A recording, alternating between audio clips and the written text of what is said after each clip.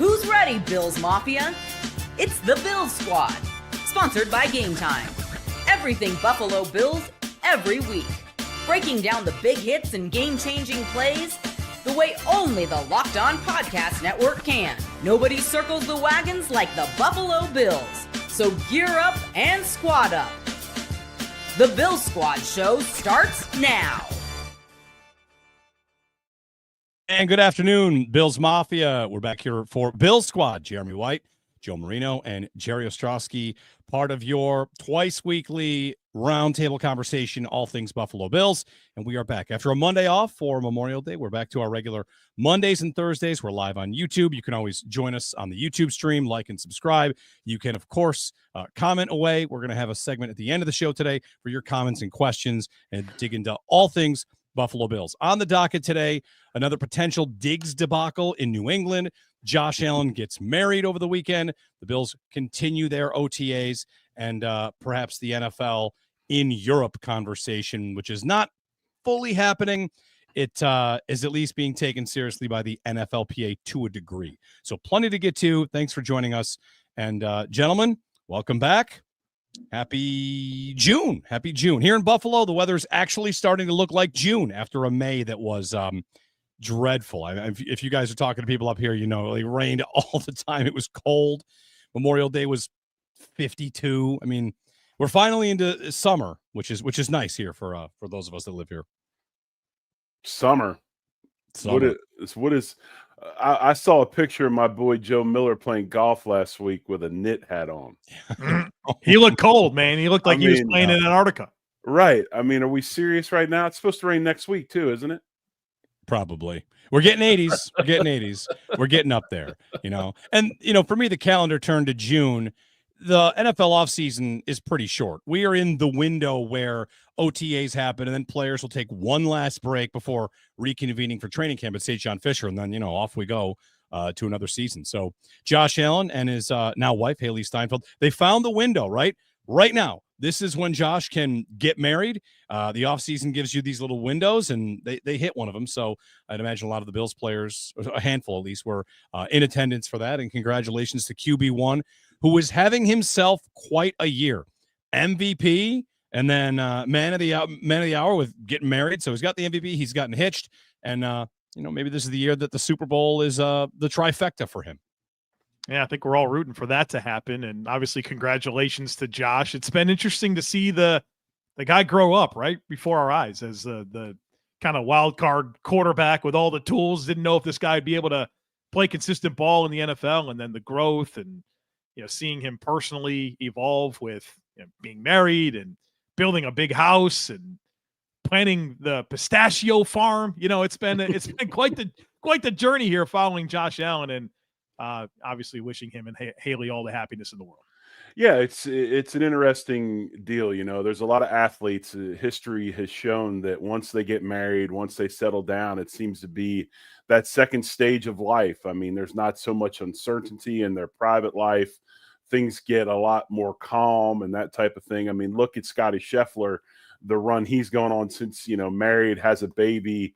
I mean, I think we've seen that baby more than we've seen other professional golfers as of late. On the 18th green, we saw him again this weekend at the Memorial down in Ohio. So, no, I think it'll be interesting to see, man. A lot of times you get these guys and they get settled in their private lives and it takes them to another level. So he did get a ring yesterday. Hopefully he gets another ring in about 5 or 6 months. Tell the jeweler, size him up. Did you see the picture of Scheffler holding his son? It was Kyle Porter, who covers golf for, he has his own newsletter. Yeah. He pointed out that it was basically, here, congratulations, your son needs a change. Like, yes, he had the patented poopy back. Yeah, it's pretty funny. But, you know, thinking about that, the Allen trajectory and all we've seen him go through, I think a lot of Bills fans kind of feel that way. Like, you've seen him grow up. When's the last time you looked at a picture of him from draft night or year one or year two?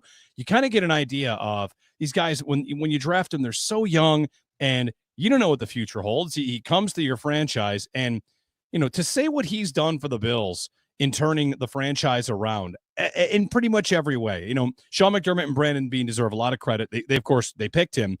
But man, it is just so hard to even quantify all the ways that Allen has changed the life of Bills fans. He has really taken this franchise and its entire fan base and moved them into a place that, I don't know, they hadn't lived for what, 30 years, where they're consistently good, consistently talked about, and often like the belle of the ball. You've got people that aren't even Bills fans that say, I want the Bills to win because I like to watch Josh Allen play. So, I mean, I think people being happy for him is obviously a representation of how happy they are that he's in their lives. I think exactly. You make a great point. And it's the fact that I think Josh's greatest skill set, other than on the field, is his ability to unite. Jim had that ability. Jim Kelly. I mean, he was a fan favorite, and obviously it helps when you play well on the field. But he's a Buffalo guy. He embraced Buffalo. Still lives in Buffalo. Josh has that same sort of ability. He unites not only the locker room, the franchise, but the community. And yeah, I mean, there's a lot of people out there that really pull for him because of that. Because he, he's not like, I remember Rob Johnson lived in a hotel downtown. He never bought a house. You look at Josh. I mean, he's there. He's in it, and it's cool that he gets married to, for all intents and purposes, one of the biggest names in Hollywood, and she's involved. I mean, she's entrenched. So if people see that, and when players make a concerted effort to invest where they make their money, fan bases really like that and they respect that. And I think you see that out of Josh. Especially a town like Buffalo, right? I mean, you got the biggest, top 2 name in the National Football League, and he's married to a superstar, a global superstar. I mean, that's big, right? That's some towns that might not mean much. New York, LA, and okay, that's normal, right? We see that all the time. But obviously, not only for the football component, but a lot of pride that always exists within Bills Mafia. And this is just another way for the fan base and the region to be proud. And it's been really cool. And Jeremy, you mentioned just how much he's meant to the Bills and to the fans. Like, I feel that in a big way. Personally, I mean, I have a Fireball High School sweatshirt. I've never even been there. You know what I mean? But just because Josh Allen went there and wore it at a press conference, I bought a sweatshirt. Like, he has changed everything for this franchise. And obviously there's a little bit more to do, but already immortalized when it comes to the Buffalo Bills. So let's look forward. We've spent a lot of time looking back. This is his age 29 season. He wins the NFL MVP in his age 28 season. Here comes his age 29 season. He'll turn 30 next May. And I wonder, do you guys have any sort of clock ticking in any way? He's not close to retirement. I feel like he's got years and years and years left. But any quarterback that plays the way he does, it feels like there's always an outside conversation waiting to be had about, all right, well, when will he lose a step is something we use for receivers and running backs. But when will the physical gifts maybe come back to earth where he's not actually Iron Man on the field? Do you think that he should think that way, that the Bills will think that way? He's made the occasional comment about that very thing, but he's still in his prime, and his age 29 season, I certainly don't expect to see anything like that this year or even in the very short term.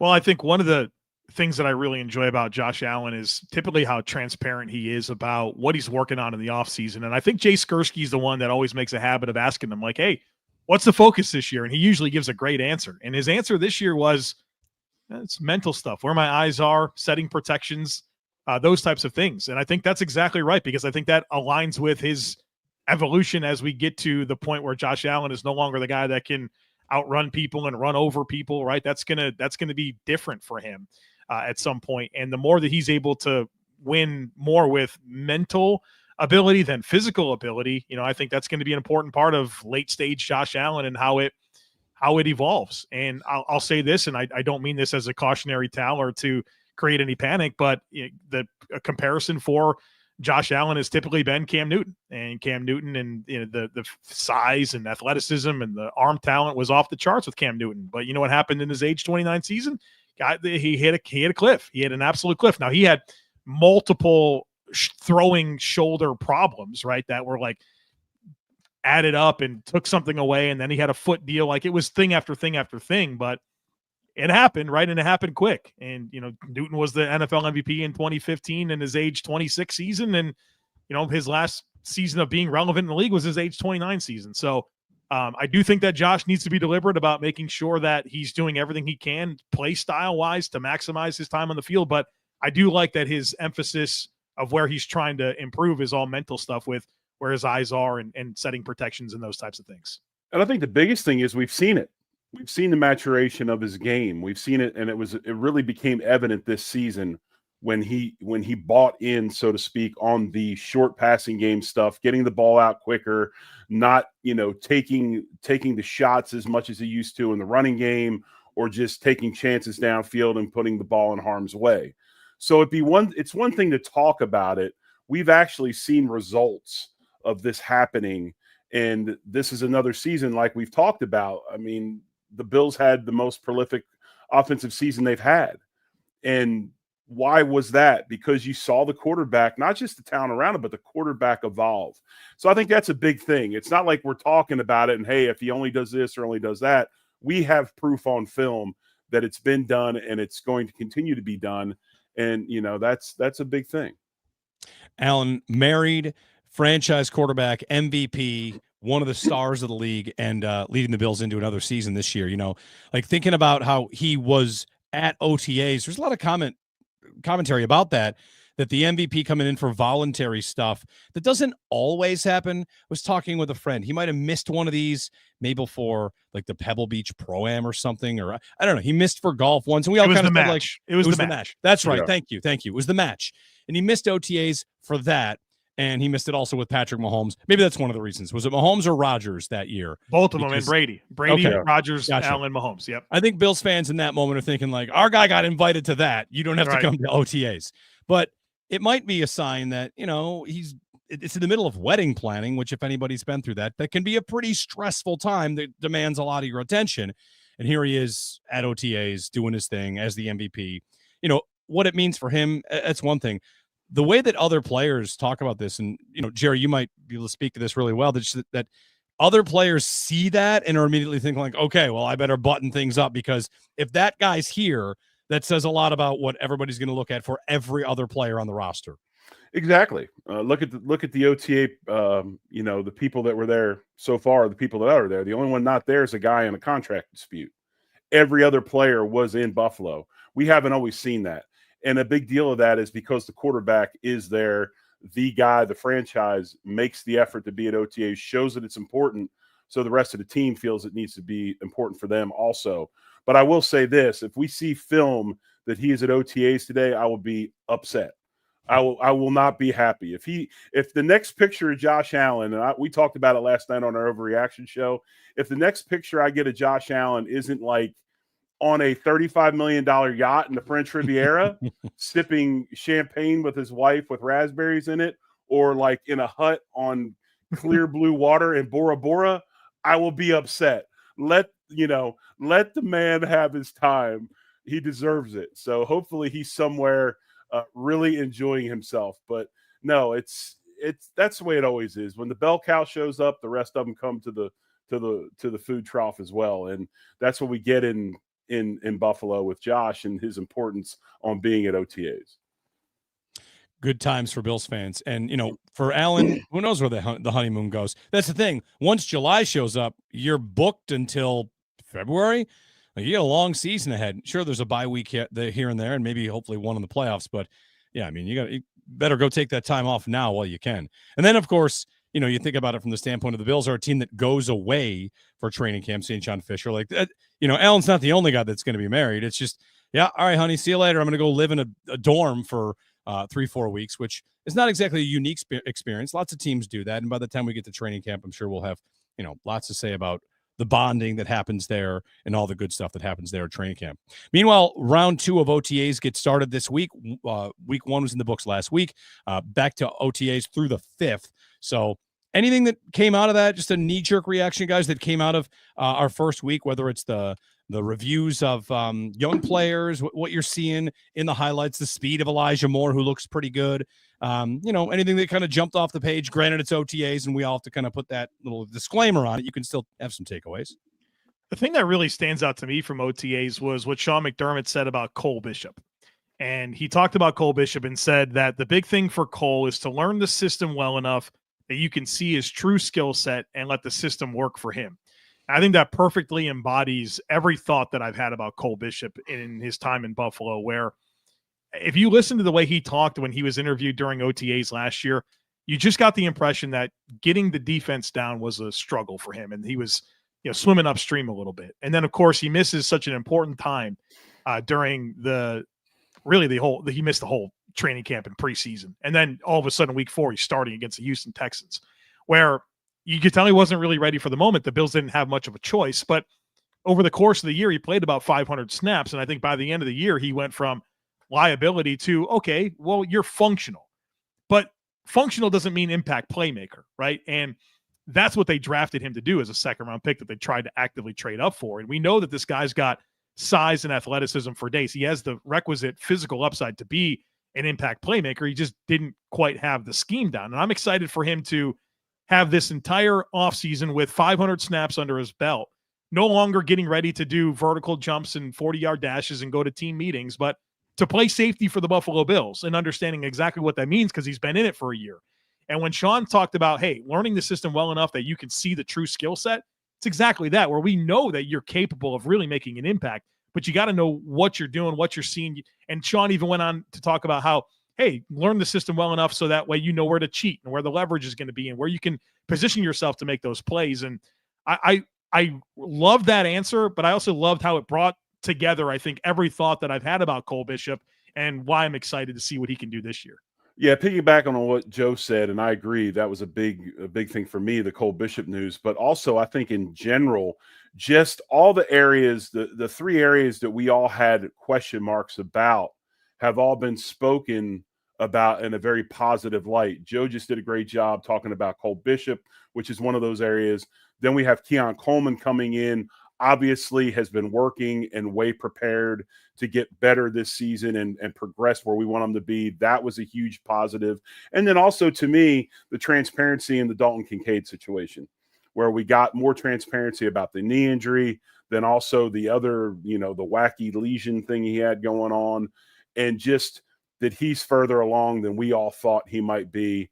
And then also, remember, we had the panic moment of the picture from, like what is it, the Zapruder film or whatever it's called, from, across the grassy knoll from 50, 60 yards away, trying to determine whether he's been working or not. So I think all major areas of emphasis where we had some question marks have been spoken about in a very positive manner. And that's very uplifting to me anyway.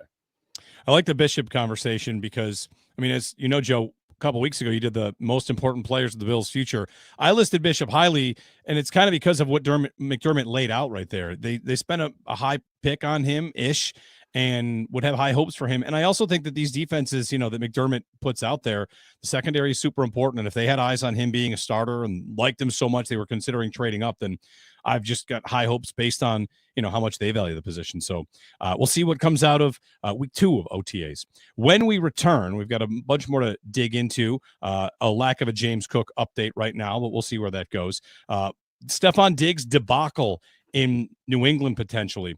I want to run something by you here, guys, and think about some other players in the history of the league that have kind of taken this road. So we'll get to that. Some of your comments as well. NFLPA maybe prepping for a Europe division.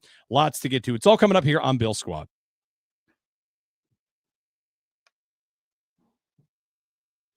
As a small business owner, your work doesn't end when the clock hits 5. Your business is always on your mind, which means when it's time to hire, you need a partner that works just as hard as you do. That's where LinkedIn Jobs comes in. When you clock out, LinkedIn clocks in. LinkedIn makes it easy to post your job for free, share it with your network, and get qualified candidates all in one place. How does it work? You post your job, and LinkedIn's new feature can help you write job descriptions and then quickly get your job in front of the right people with deep candidate insights.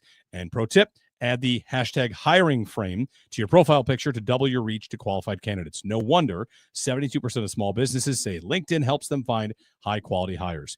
Post your job for free at linkedin.com/LockedOnNFL. That's linkedin.com/LockedOnNFL to post your job for free.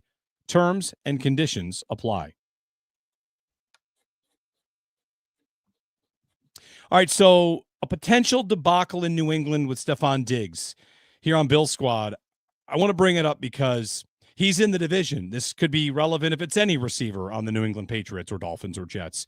And, of course, the history the Bills have with Diggs here. He's on a boat. He's not at OTAs. There's a substance. It's a bit murky as to what's going on there. It's a very, flashy headline and story. And there's one Patriots analyst that suggests they might cut him, that they might just outright decide, you know what, never mind, this isn't worth it, which would be, of course, a stunning development because the Patriots have been desperate to get someone at this position. Going back to when Diggs got traded to the Bills, the Patriots were after him too. So they've been chasing this position, trying to get Drake May help. They did some work here, and even in the face of that desperation, it might all come to a crashing conclusion before it ever gets off the ground. And I wonder, guys, if you think that it would reflect poorly on the Patriots or if it's just, hey, it's business. You know, we're doing everything we can, no stone unturned. And if it doesn't go our way, then fine. Like we'll eat that dead capit if we have to. If they cut him, what does it mean for them? And how desperate should they be to not go down that road? Somebody told me a long time ago, your off the field issues better be much less than your on the field ability. And when you look at this situation, I think if we're talking about Diggs 5 years ago, maybe we're a little bit more patient. You're talking about an aging receiver who has shown that his skill set is diminishing because of age, coming off an ACL, and then has this whole thing happen on a boat. And now all of a sudden, maybe, just maybe, what he brings to the team isn't as big as the offseason story that he's brought to the Patriots. And with a football team, to me, that is trying to rebuild, trying to rebrand, trying to get back to the successes that they've had, it would not shock me if they released him. I don't think that Vrabel's about those types of things. I don't know if the money's that great to where it extremely penalizes them. But, you know, Diggs, to me, that was very foolish, especially if you're trying to have people take you seriously, that you're doing the work to come back and all that. And I'm not saying I have documented proof that he hasn't been doing his rehab and those types of things. But to me anyway, if you're trying to prove yourself that you're still a viable option in the NFL, you're not doing those types of things in the offseason. You're just not. And he's forced the hand of the Patriots. It's his own fault. If he does get released, it is on him because you just can't do those things. Well, Diggs he's at OTAs today. So Josh McDaniels confirmed that he showed up for work today. I have a hard time with this because I'm not sure that this is actually anything more than just like an off-season story. It sounds like the only thing that happened here is that whatever guy that is on this yacht that he was on and tells everyone to put their cell phones in a box, somebody missed their opportunity to do that, right? Because typically that's your high-profile place like this, you put your cell phone in a box, you get it when you leave, and that didn't happen, and somebody got some video, and now we're talking about it. I don't think he's going to get cut.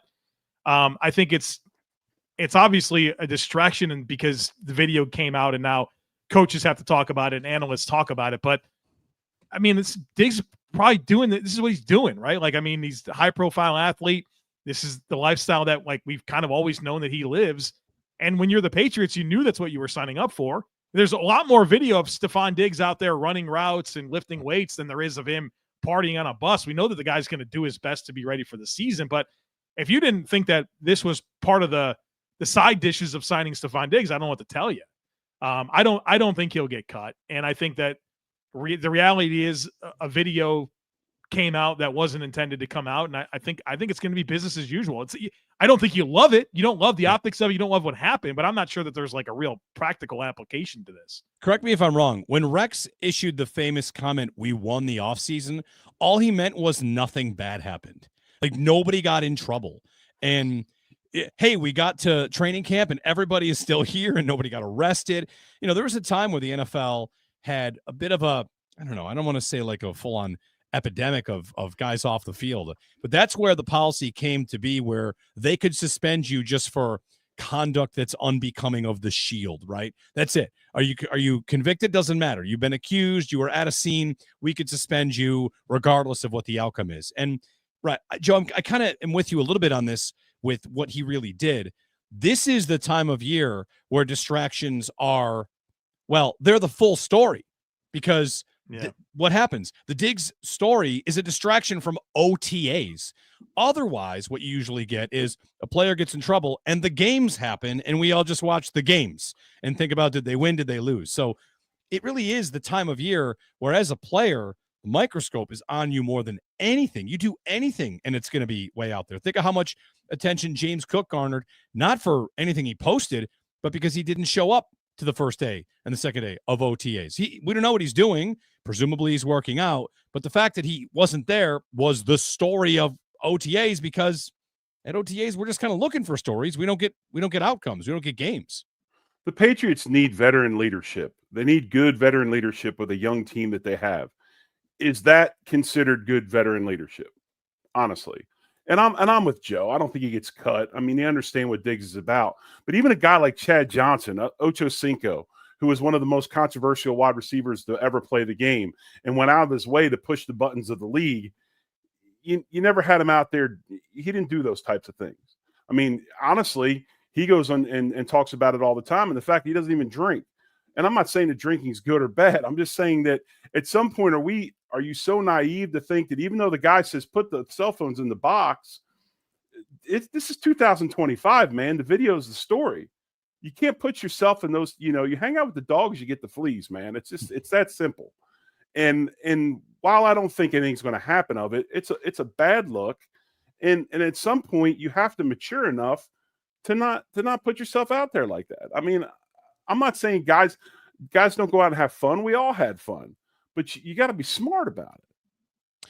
The thing I kind of turned to on this, because I saw Vrabel's comment was, we want to make good decisions on and off the field.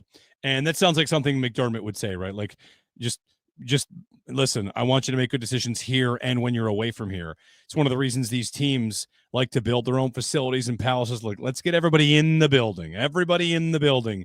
I think NFL teams, I think of them like the parents that like, yeah, you guys can have a party. Let's just make sure we have the party. And we know everybody's driver is. And parents that try to be responsible in that department. So, like with Diggs here, this latest development, it kind of struck me that it's all a little bit sad.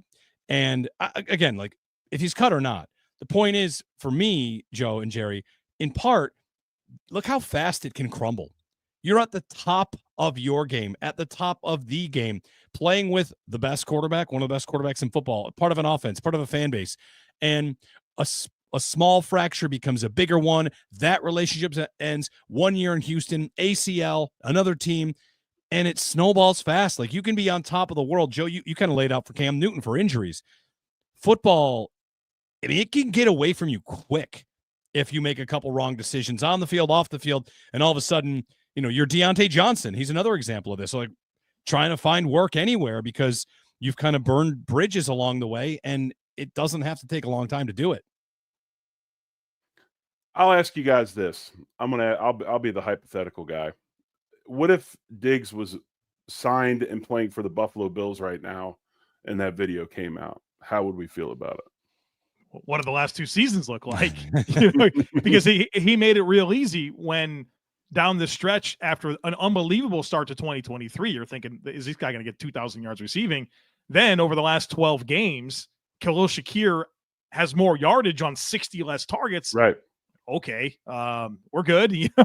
So I think it's tied to was Diggs like he was for 4 years or 3.25 years, or did the decline happen? It's like, well, now it's the juice isn't worth the squeeze. Like what was the quote that you had about how you're off the field issues better not and that's what I was going to say. That goes back to what I said earlier. Your off the field issues better not be greater than your on the field abilities. Right. So I think that's what would come down to Diggs is like. It's like go back to Marquette King, the punter, right? Like, right. Great punter, but it's like, man, you're annoying and you're a distraction and you're a punter. Like, you don't want to deal with this, and nobody ever brought Marquette King onto their team to be their punter again. So thank you for that. By the way, I love that. That's awesome. So that's what it would come down to. It is what type of performer was Diggs, and I think that's gonna be tied to your right to your appetite for it. I had an NFL scout tell me this one time. And he was talking about guys with red flags or off the field stuff. And this is what he said. And it's pretty true. It's kind of hard to stomach, but it's true. He said, either they're going to play for you or they're going to play for somebody else. Yeah. What are you comfortable with? Yeah. Right now, you're like, man, I'm glad Diggs isn't here, and some other team's dealing with that. But maybe 3 years ago, you'd be like, oh no, they need this guy. Yeah, that's a great point. His deal there, like he got money to sign. If they were to move on, the dead cap would be $16 million. And if you're New England, maybe you do it to prove a point. You're trying to create a culture, but he had his moments where he was part of really good cultures and part of Sean McDermott's culture, and it went really well for a couple seasons. So like, it's tough when you see these moments like, man, toxic, but there have been some locker rooms that were able to harness that and use it for good, and the Bills were one of them for a couple of seasons. So, but I bring this point up real quick though too. This is a franchise that had Gronkowski, who was probably doing a lot of the same things, and then you also had Aaron, Hernandez, who everybody, that story wasn't out, but most of the people in that locker room knew what was going on as well. So that the administration does also. So it's not like they're not, they've never had something like this happen before in that franchise. Yeah. How do you feel like it plays out for Drake May here? If he is on the field or not on the field, how much should Drake May be invested in this decision? Not like he's going to make the decision, but that New England locker room, that New England receiver room, Mac Hollins, Keyshawn Boutte, they drafted Kyle Williams, Demario Douglas, Javon Baker, Jalen Polk. It's a lot of lottery tickets, it feels like. Well, I think for Drake May and really the Patriots in general, like we have two very different things. We have Stefon Diggs partying on a bus or a boat, partying on a boat, right? Whatever the optics of it are, whatever you want to get into. But then there's like, he's going to show up to a football today. They're going to practice. He's going to run routes. And if I'm Drake May, I'm very concerned with establishing chemistry with a guy that can be a pretty good short to intermediate separator. Like that's what I'm focused on. I think this is a bigger story for us to look at a video and think about it. Like at the end of the day, the guy's going to show up and put a helmet on and run routes and he's going to catch passes or not. I mean, I don't think there's a big implication here other than optically it looks bad, but I think Diggs, whether that video happened or not, and he was at OTAs or not, I think Diggs is going to have the season he's going to have regardless of what that video showed.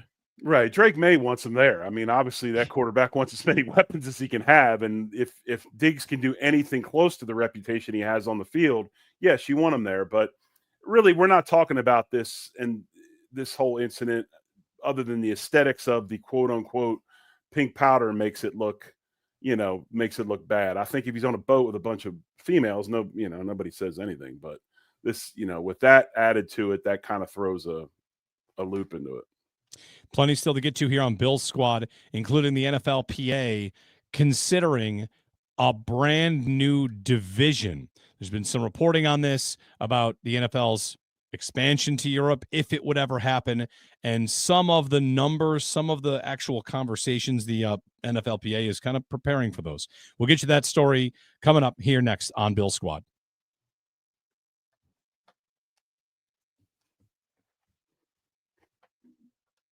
All right, back here on Bill's Squad, and Jeremy White, Joe Marino, and Jerry Ostrowski. Gentlemen, prepare yourself for, London, Berlin, Madrid, and where else have they played? They played in Munich. I'm trying to think of the European division, because the NFLPA, according to Pro Football Talk, they reported that they're preparing for the NFL to eventually make a push for a European division.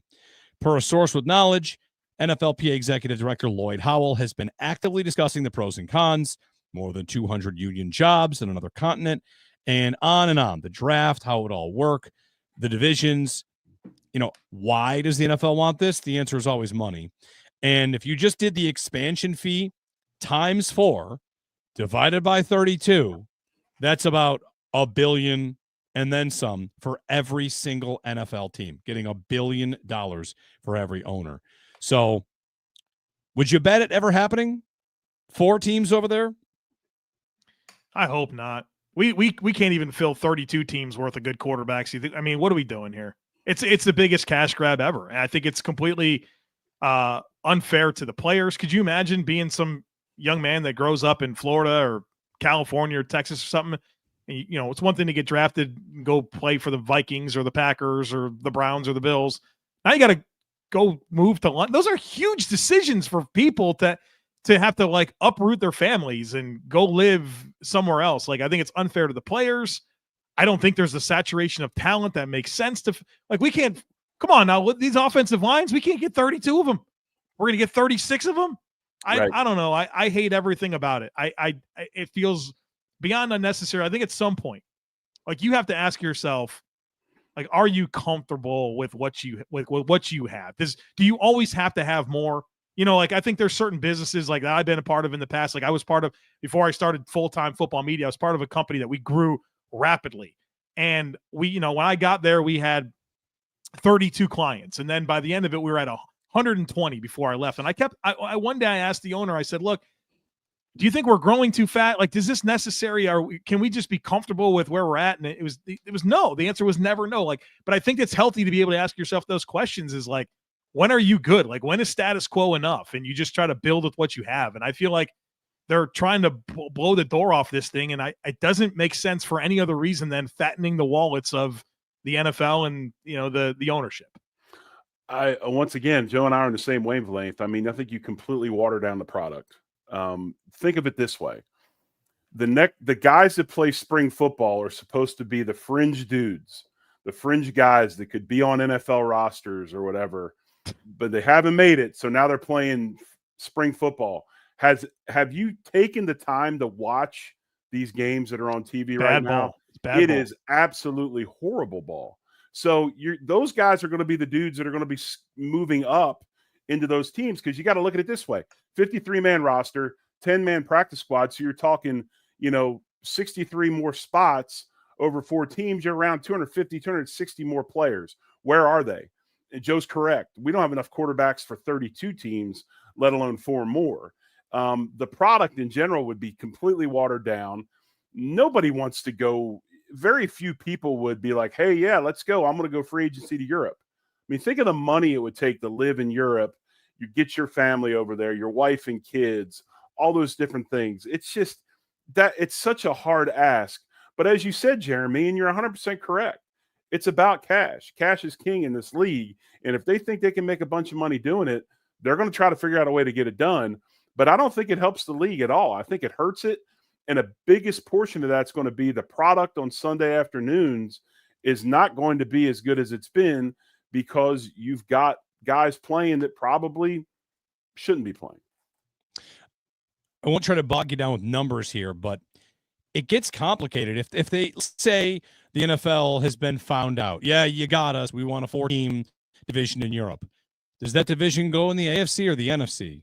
Because now I've got 3 divisions, or sorry, one conference has 4, the other has 5. How do I do 9 conferences? Does the division float between the AFC and NFC? I have no idea. How do you do 36 teams in the playoffs? Do we eliminate conferences and keep divisions?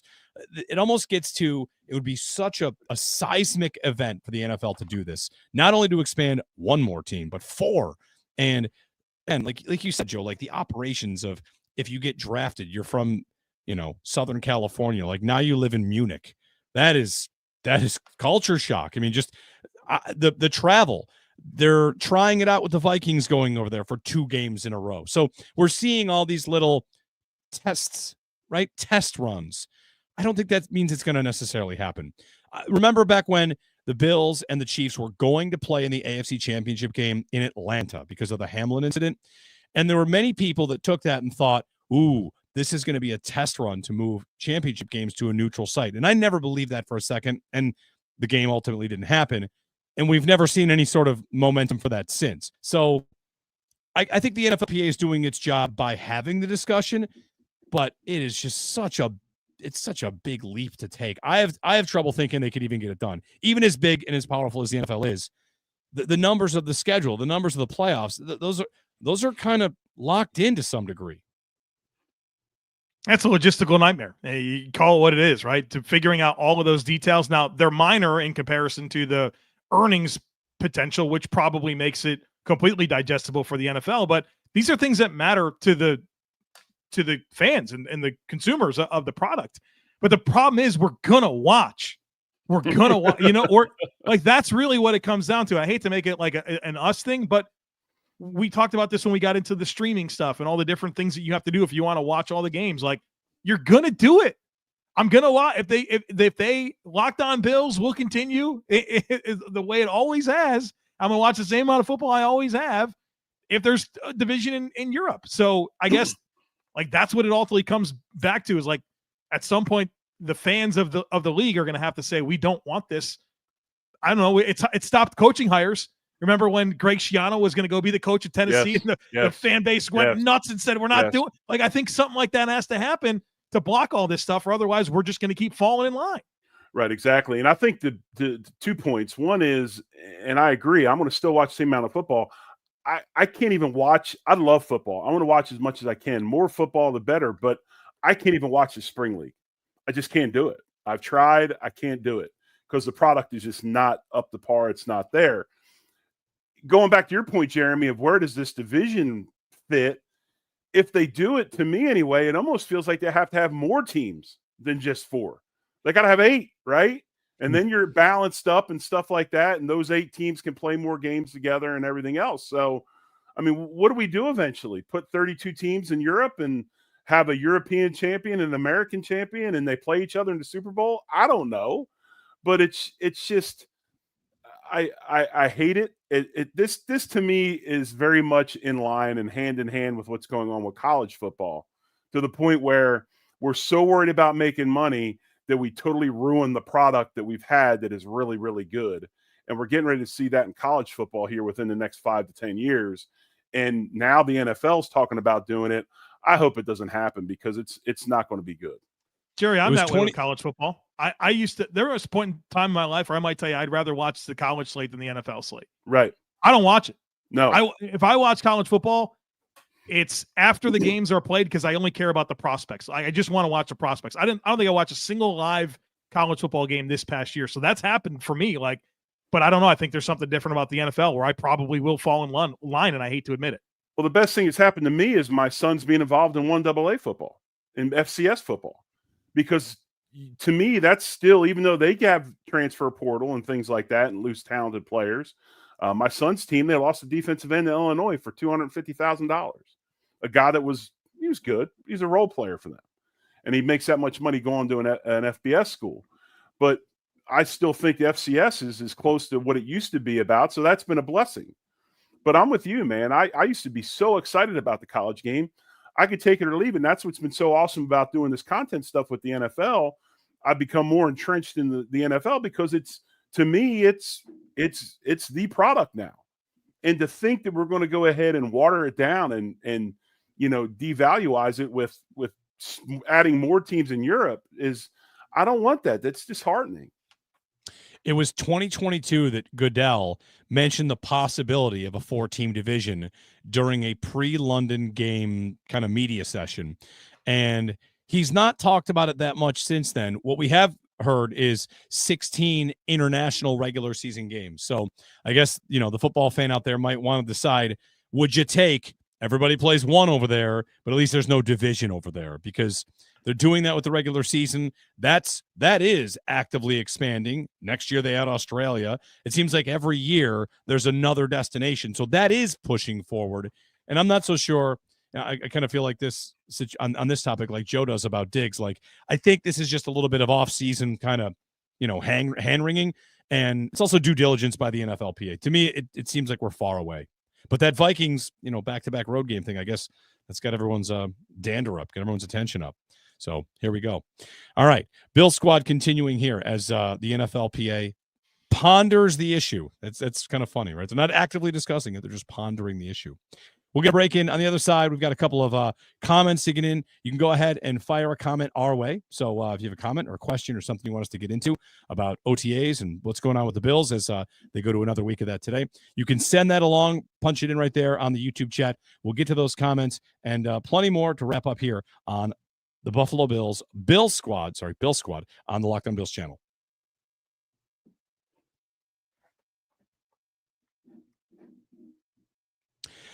Bill Squad back, celebrating the wedding of Josh Allen and Haley Steinfeld. Did you guys get him anything? You send him anything his way? What could he need? He's got everything, right? Well, Jerry, in the text message, you said you had an idea.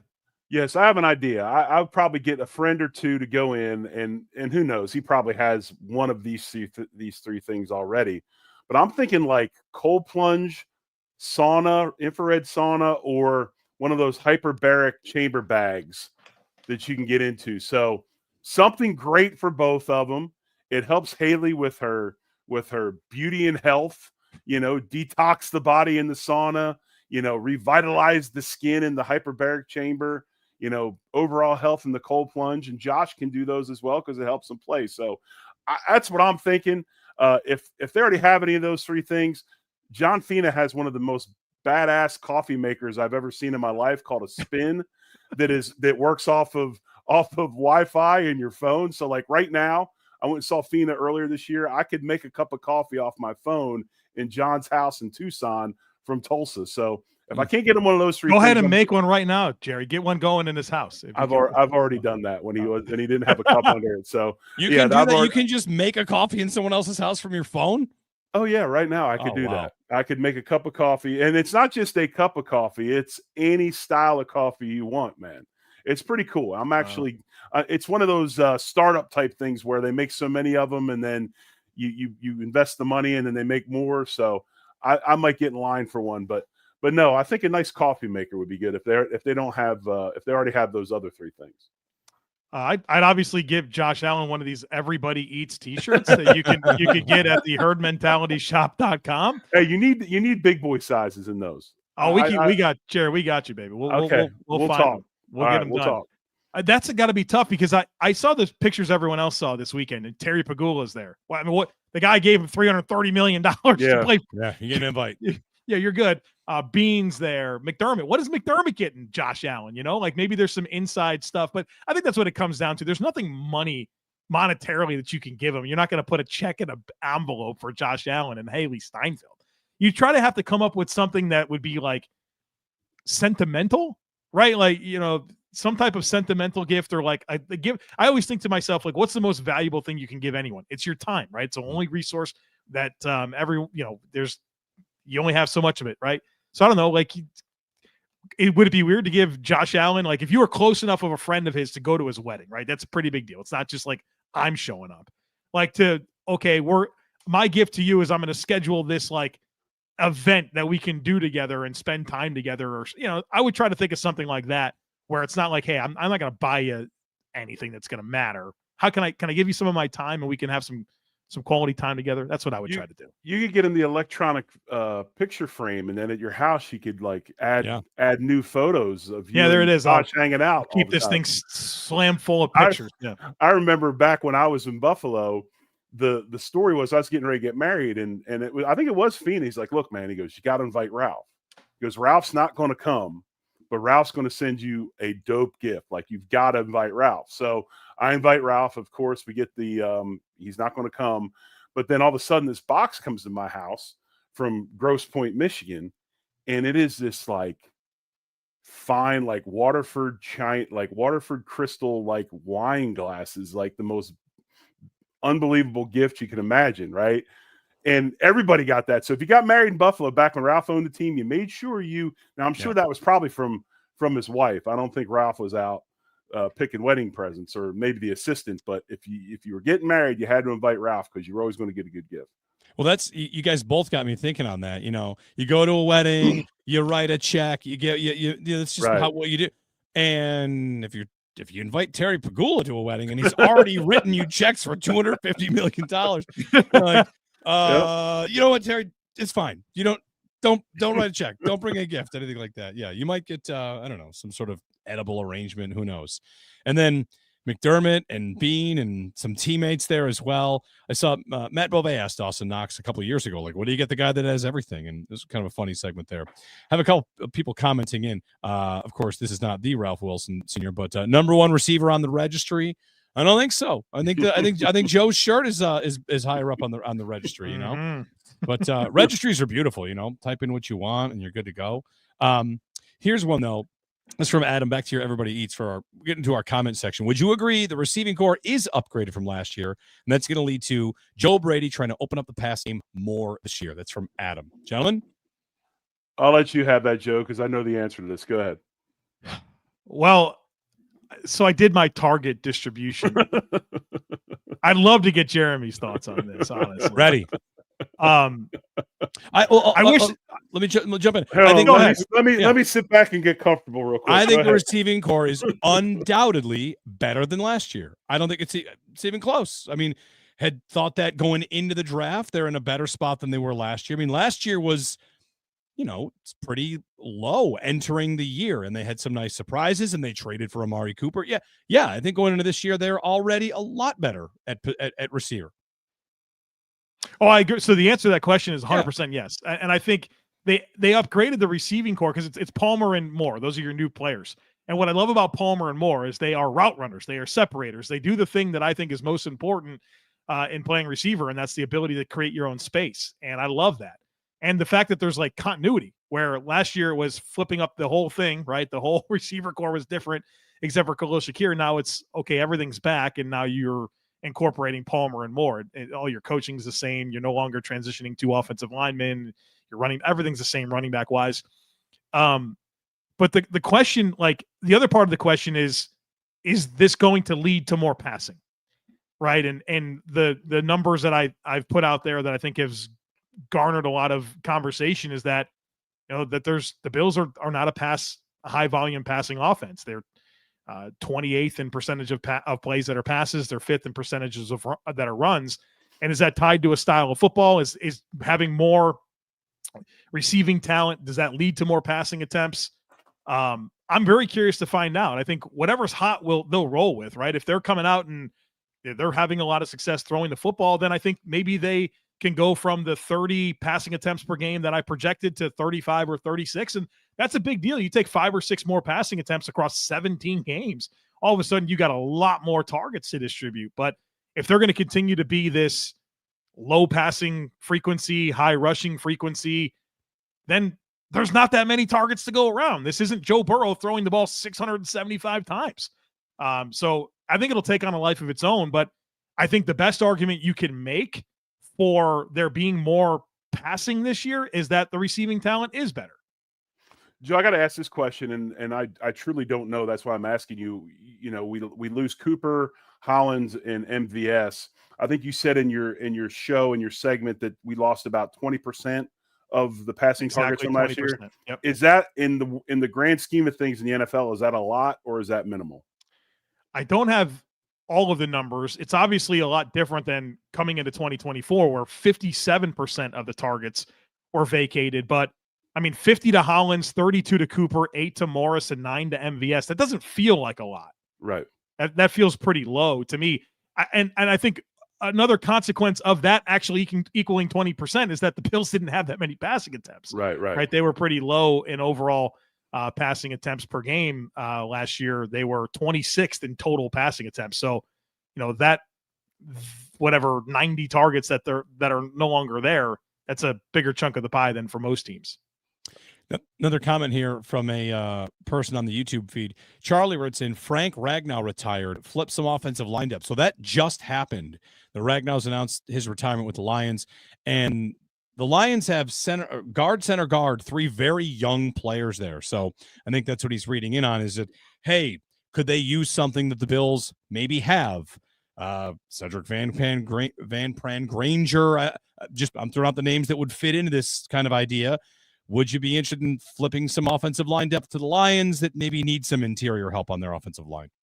This is news to us. This is not news to the Lions. I've been talking to Detroit people for months, and there's always been a thought that it's only a matter of time before Frank Ragnow retires. And they hedged this. They drafted Tate Ratledge in the 2nd round of this draft, who's really a ready-made guy. They drafted Miles Fraziers as well in the 5th round, who I had a day 2 grade on. To go with Graham Glasgow, who can play all 3 spots inside. Christian Mahogany, they love as a 6th-round pick last year that started down the stretch. I think we see this one way, but Detroit's been ready for this. Yeah, exactly. I don't think that we have anything that we can give them that they don't already have. I mean, They've done their homework. They've done the work in the offseason. They've rebuilt this thing. Now, granted, they'll have a little bit of growing pains with young players, but they saw it coming and got the pieces they needed to where this could be as seamless as possible. All right. Ragnow retires. The Lions going through some big changes there. Like, there's an offense losing their play caller and pieces up front as well. It's the price of success, right? Is that you lose an offensive play caller like that. It could be the price of success for the Bills at the end of this year, that Joe Brady, I mean, he's already got a lot of attention, and I'd imagine another year at the top, and he is going to be firmly at the top of head coaching candidate boards. Well, I think too, it just shows the respect that the league has right now for Detroit and what they're doing, and how Dan Campbell has built this team, and the way it's been marketed as more of an old school sort of football team. You know, play good defense, run the football, be tough, no excuses. And what's funny is that he's actually brought kind of some of the new thoughts into that old, mindset, with the going for it on fourth down all the time and the use of analytics. So I think when you see Aaron Glenn go to the Jets, you see Johnson go to the Bears, I think it shows the respect that the league has for what's going on in Detroit right now. Well, and I mean, obviously Detroit had so many injuries on defense last year, where you wonder if half of those injuries happen. If they're not a team that had a better fate, they suffered so much attrition last year. But I'll say this, another podcast that I do, NFL First Read, we've been assessing the young nucleuses across the NFL. The Lions have the best young nucleus in the NFL, so they have some transition for sure. But they have drafted so well over the last 4 or 5 years that they're absolutely loaded. And I mean, even guys like Penei Sewell and Amon-Ra St. Brown, they're not even 20, they're 25, like they are stacked. So there's some transitional elements that need to come together, but I think from a talent perspective, they are as loaded as any team out there. Let me ask real quick, and I'm sorry to cut you off, Jeremy. That's all right. I know they hired Chris Spielman as kind of a senior advisor to the GM and all that stuff. Do you think he has anything to do with much of this? I mean, do you think that he does dig into these draft reports and, we want this type of guy, a guy more like who he is, Chris Spielman? Yeah, man, they're committed to a philosophy there, right? And they're a team that every time they draft a player, you think to yourself, oh, I get it. It just kind of fits that DNA, like based on the way that they are as a college player. And I think that they are after a very particular type of guy. I think their draft board is very, very small. I've heard reports that the numbers of players on their board is just not very many, because there's a Lions DNA that they're after. And if you don't meet it, you're not going to be a Lion. So I think that Chris Spielman and kind of that hard-nosed style that he played with helps them identify the types of players that they're committed to finding. And it feels like year after year, pick after pick, you're like, yep, I saw that coming. So we're going to have to suffer the same fate we do with the Ravens. The Ravens are going to Ravens during the draft. So now we're going to have the Lions are going to Lions during the draft. I think so. Yeah. I think they're that type of team. Your first ever favorite to win the Protector of the Year award. I saw the odds on this drop today, and it's Sewell is like plus 300 favorite to win NFL Protector of the Year. So another hat tip to Deion Dawkins for getting that award pushed through, and Sewell's your favorite. Yeah, Dawkins can't win it his first year after he created it, right? Like, isn't he kind of like disqualified? Like, not unwritten rule. You think he can win it? Would there be some weird PR that's like that if Dawkins won the Protector of the Year in year one after he created the award? Wouldn't there be some goofy headlines with that? There might, but he deserve it. That's the thing, is he would deserve it. But I think that's what's going to be hard about this entire award, is like, there's going to be a lot of deserving players. And I love that we've gotten some clarity on how it's going to be voted on. Jerry, I'm sure you've seen this. It's not the same AP, which I'm glad. Yeah. It's former players, offensive linemen, going through different metrics that they care about. So I think we'll have a very good process, but this isn't going to be like NFL MVP where, there's one or two guys where you really kind of get it down to. There's going to be a handful of guys. Hopefully the statue of the trophy is Trent Williams, because you want to talk about protector on and off the field. I think Trent probably qualifies more so than anybody. I hadn't thought about that. I hadn't heard anything about what it will look like, right? Like I'm sure it'll be Jackie Slater or somebody like that, or Munoz or whoever. But honestly, Larry Allen. Somebody like that, I'm sure. Yeah. All right, gentlemen. We'll talk again on Thursday as we roll through the last little bit of OTAs before the Bills finally break and head off to training camp in late July. Been a pleasure as always. We'll talk to you guys, everybody, on Thursday. Subscribe and like here on YouTube. Subscribe to the Locked On Bills channel as well, the Locked On Bills podcast. I mean, Joe's got the content every single day. Make sure you're part of that every single day, as we are. So, subscribe and like and hit us where we are, and we'll talk Thursday. Go Bills. Go Bills. Much love. Go Bills.